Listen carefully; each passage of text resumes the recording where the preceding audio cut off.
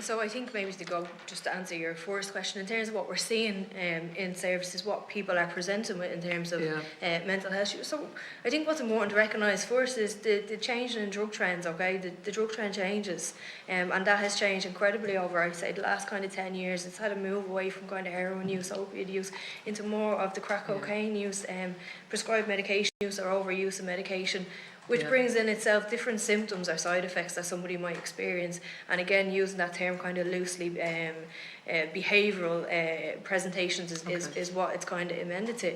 So through our dual diagnostic work, through the clinic that we see, borderline personality is named quite a lot.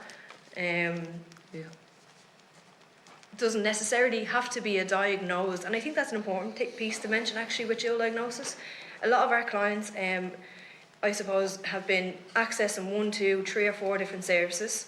They might not necessarily understand that they have a psychiatric doctor. They might not necessarily understand that they have been clinically diagnosed. They might not have been clinically diagnosed. So that's your first task when somebody is presenting to a service. Have they engaged in mental health services? Have they engaged in psychiatric services? And do they have an active diagnosis?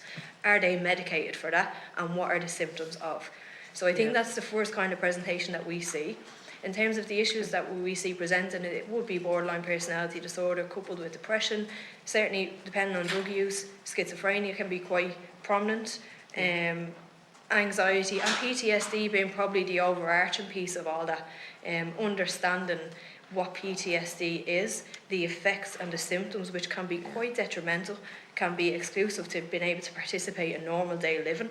And you can understand the marriage between drug use and PTSD and why it might be easier for somebody to be able to function in normal day society if the symptom of the PTSD is deadened by that of the addiction or the drug of choice, drug use, if that makes sense. It's nearly like it's hiding, you know, you're trying to, it's like you're detectives.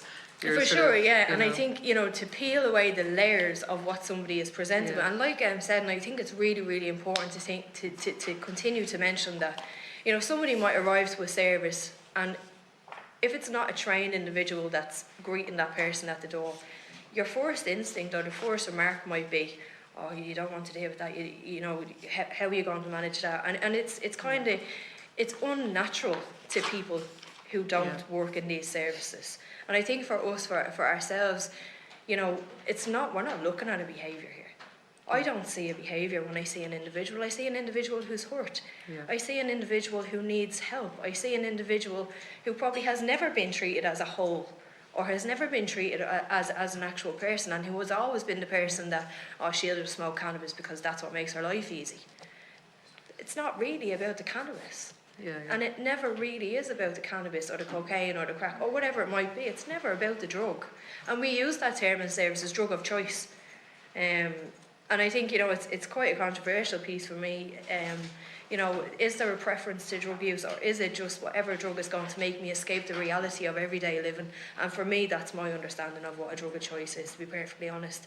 It's not the drug, it's what gets me away from myself. How can I disassociate from the unpleasant or the uncomfortableness of my past or of what's going on for me in this current moment? And I think what's really important when we're looking at mental health issues is that we look at drug trends. And if the two of them are interrelated with each other, we need to understand what the drug is.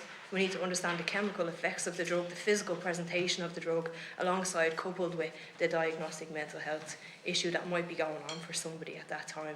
And I think to effectively be able to treat both of them things, we need to have a very good comprehensive understanding of both of them and how they work or correlate together. And I think certainly from our service perspective, or from working with dual diagnosis, and more recently with the dual diagnosis group that we do in Chris's, is these people to some degree have never had the opportunity. And we know what it's like to be around like-minded people. It's empowering, right? It's empowering to be with our peers. There's nothing worse than sitting in a room and not understanding or not feeling part or connected to something.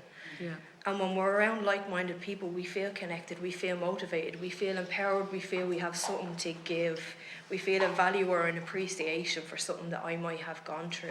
And I think a lot of the times when we're coming across people who are coupled with the duality of mental health and addiction, is they often feel very alone. And that element of loneliness and isolation is absolutely detrimental to the progress of someone's treatment plan. And if we're not looking at it for what it is, and if we're not looking at it for the presentation that's in front of us, and if we're not saying, I can't say to some of the clients or service users that access our service, I can't say I understand. I can't say I know how that must feel. Because I don't, and that's the reality of it. I don't understand how it feels. But I can certainly sit and listen to you. And I think that's what people are reaching for. They're not reaching for these specialised programmes, and they're reaching for person-centred care. And when we use that term person-centred care or wraparound services, which is something that we hear quite a lot, what does that mean? Thanks, sir. And like you say, you've all spoken about how the person comes first and that you're treating the person. And sir, as you say, how you tackle that and how you make sure that your engagement is heart to heart, and that's really going to support that person making whatever that journey is, the start of that journey. You're literally at the very start. It's a very special place to be, but it's also a very challenging one. So